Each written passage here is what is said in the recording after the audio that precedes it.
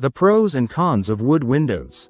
Dear friends, wood has been a principal material for construction for a long time. It is widely found in most regions and is easily crafted into a workable product. It is a true and tested building material that has been proven to work well for thousands of years, and it is still a popular choice for homeowners today. Like anything, wood windows have their pros and cons, and a deep understanding of the many options for replacement windows is essential when making a long-term investment. Advantages of wood windows. Wood windows are frequently chosen for their natural aesthetic. Further, each window model is unique, as each comes with individual markings or patterns. The material accepts a wide variety of paint and is an effective insulator. What's more, these windows have relatively low lifetime costs. If you are a homeowner concerned about sound, wood models offer a better buffer against outdoor disturbances.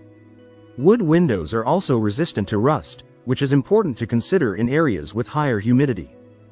Disadvantages of wood windows. However, keep in mind that wood is a natural biological material. Because all wood was harvested from a once living organism, it will eventually succumb to rot and decay if left in its natural state. Thus, paint is usually needed to preserve the integrity of the wood itself. You may have to apply a water-resistant coating to the frame to prevent insects and humidity from wreaking havoc.